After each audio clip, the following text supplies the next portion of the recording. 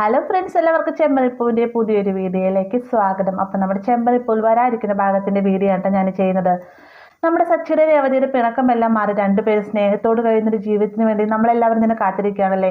ആ ഒരു ഭാഗം വലിയ താമസമില്ലാതെ തന്നെ വരുന്നതായിരിക്കട്ടെ. നമുക്കിനി ഒരു കൂടി പോയി കഴിഞ്ഞാൽ ഒരാഴ്ചയുടെ അടുത്താണ് ഈ സച്ചിയും രേവതിയുടെ പിണക്കം കാണാൻ സാധിക്കുള്ളൂ.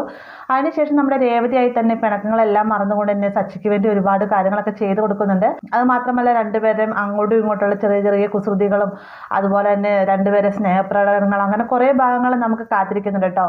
അതിൻ്റെ കണ്ടിന്യൂസ് ആയിട്ട് വരുന്നൊരു ഭാഗത്തിൻ്റെ വീഡിയോ ആണ് ഞാൻ ചെയ്യുന്നത്. മറ്റൊന്നുമല്ല, നമ്മുടെ സച്ചി രേവതിയുടെ തലയിലായിട്ട് മുല്ലപ്പൂ കുത്തിക്കൊടുക്കുന്ന ഒരു ഭാഗം വരുന്നുണ്ട്. അതൊരു രക്ഷയില്ലാത്ത ഭാഗമായിട്ടോ. നമ്മുടെ സച്ചിയുടെ രേവതിയുടെ നല്ല അടിപൊളിയായിട്ടുള്ള ഒരു റൊമാൻറ്റിക് എപ്പിസോഡ് തന്നെ പറയാം. കാരണം ആ സമയത്തുള്ള രണ്ടുപേരും നോട്ടവും ഭാവവും ഒക്കെ പറയാൻ വാക്കല്ല. അതുപോലെയാണ് നമ്മുടെ തമിഴിലെ സിറകടിക്ക് മാസയിലെ മുത്തുവും മീനയും കൂടി ചെയ്തിരിക്കുന്നത്. അപ്പം മലയാളത്തിലേക്ക് വരുന്ന സമയത്ത് നമ്മുടെ സച്ചി രേവതിയും തകർക്കുമെന്നുള്ള കാര്യം ഉറപ്പാണ്. ആ ഒരു ഭാഗം എപ്പോഴാണെന്നുള്ള ഡീറ്റെയിൽ ആയിട്ട് ഞാൻ ഈ പറയുന്നത്. നമ്മുടെ സച്ചി രേവതിയും തമ്മിൽ പിണക്കത്തിനിടയിൽ തന്നെ സച്ചി രേവതിക്കായി തന്നെ വലിയൊരു ഓർഡർ, പൂമാലയുടെ ഓർഡർ മേടിച്ചു കൊണ്ടുവരുന്നുണ്ട്.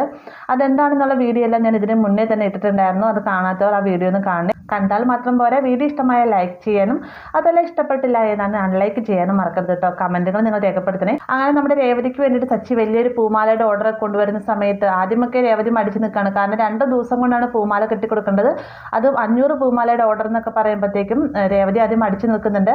എന്നാൽ സച്ചി കൊണ്ടുവന്നിരിക്കുന്ന വലിയ ഓർഡറാണ്. അത് മാത്രമല്ല തനിക്കൊന്നും സ്വപ്നം കാണാൻ പറ്റാത്തൊരു വലിയൊരു എമൗണ്ടും തന്നെ ആ ഒരു ഓർഡറിലൂടെ രേവതിക്ക് ലഭിക്കും. അതുകൊണ്ട് തന്നെ രേവതി പറയുകയാണ്, ഓക്കെ ഞാൻ പൂമാല കെട്ടിത്തരാൻ സമ്മതമാണ്, പക്ഷേ എനിക്ക് ഞാൻ പറയുന്ന സമയങ്ങളിലെല്ലാം തന്നെ പൂ മേടിക്കുവാനും അതുപോലെ മറ്റു കാര്യങ്ങൾക്കായിട്ട് ഓട്ടം വരേണ്ടി വരും. മാത്രമല്ല ദേവും 2-3 ചേച്ചിമാരും കൂടി എനിക്ക് പൂമാല കിട്ടുന്നതിന് വേണ്ടി വീട്ടിൽ സഹായമായിട്ട് നിൽക്കേണ്ടി വരും.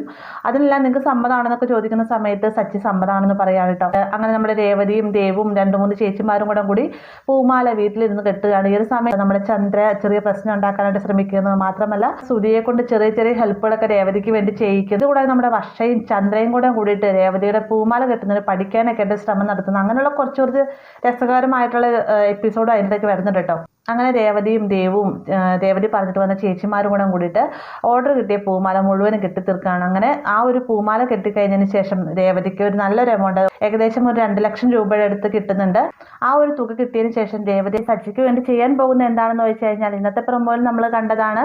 ശ്രുതിയും രേവതിയും എല്ലാവരും തന്നെ സച്ചി ഓട്ടോ ഓടിക്കുന്നത് അറിയുകയാണല്ലേ. ശ്രുതിയാണെങ്കിൽ വീട്ടിൽ വന്ന് ഈ ഒരു കാര്യം പറയുകയും ഇതൊരു വലിയ പ്രശ്നമാക്കാനായിട്ട് ശ്രമിക്കുകയൊക്കെ ചെയ്യുന്നുണ്ട്. എന്നാൽ സച്ചി രവിയോടായിട്ട് പറയുന്നുണ്ട്, അച്ഛ ഒരു കാര്യമില്ലാതെ ഞാൻ വണ്ടി കൊടുക്കില്ല എന്ന് അറിയാലോ, ഇതിന് തക്കതായൊരു കാരണം ഉണ്ടാവും. സമയമാകുമ്പോൾ എല്ലാ സത്യങ്ങളും ഞാൻ അച്ഛനോട് തുറന്നു പറയാമെന്ന് പറഞ്ഞിട്ട് അവിടെ നിന്ന് പോവുകയാണ് കേട്ടോ. ആ ഒരു സമയത്ത് രേവതി നേരെ കാർ സ്റ്റാൻഡിലേക്ക് ചെന്ന് മഹേഷ് മുഖേന സത്യങ്ങളെല്ലാം അറിയുകയാണ്.